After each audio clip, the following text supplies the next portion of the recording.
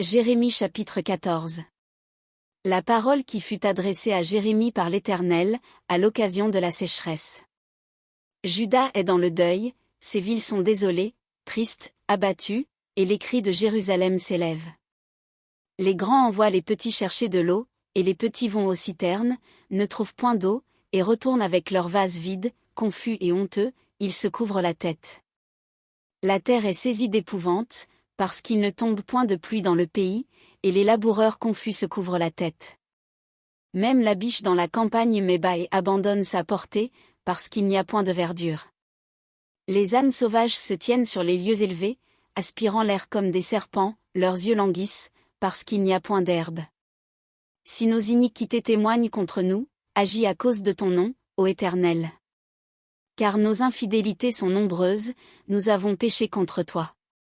Toi qui es l'espérance d'Israël, son sauveur au temps de la détresse, pourquoi serais-tu comme un étranger dans le pays, comme un voyageur qui y entre pour passer la nuit? Pourquoi serais-tu comme un homme stupéfait, comme un héros incapable de nous secourir?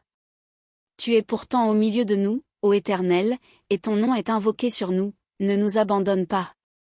Voici ce que l'Éternel dit de ce peuple, ils aiment à courir çà et là, ils ne savent retenir leurs pieds, l'Éternel n'a point d'attachement pour eux, il se souvient maintenant de leurs crimes, et il châtie leurs péchés.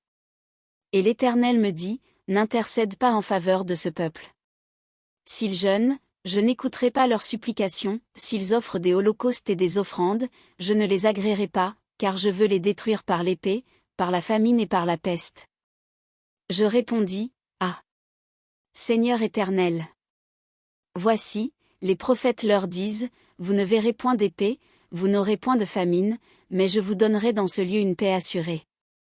Et l'Éternel me dit, c'est le mensonge que prophétisent en mon nom les prophètes, je ne les ai point envoyés, je ne leur ai point donné d'ordre, je ne leur ai point parlé, ce sont des visions mensongères, de vaines prédictions, des tromperies de leur cœur, qu'ils vous prophétisent.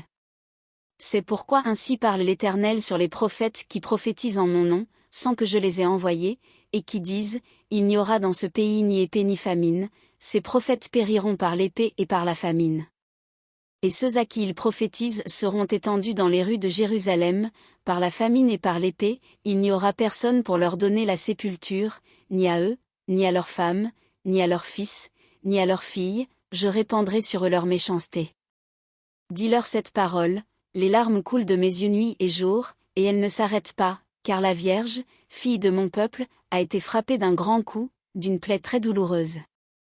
Si je vais dans les champs, voici des hommes que le glaive a percés, si j'entre dans la ville, voici des êtres que consume la faim, le prophète même et le sacrificateur parcourent le pays, sans savoir où ils vont. As-tu donc rejeté Juda, et ton âme a-t-elle pris Sion en horreur? Pourquoi nous frappes-tu sans qu'il y ait pour nous de guérison? Nous espérions la paix, et il n'arrive rien d'heureux, un temps de guérison, et voici la terreur.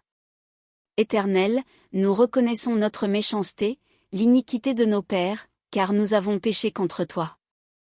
À cause de ton nom, ne méprise pas, ne déshonore pas le trône de ta gloire. N'oublie pas, ne romps pas ton alliance avec nous. Parmi les idoles des nations, en est-il qui fasse pleuvoir? Ou est-ce le ciel qui donne la pluie? N'est-ce pas toi, Éternel, notre Dieu? Nous espérons en toi, car c'est toi qui as fait toutes ces choses.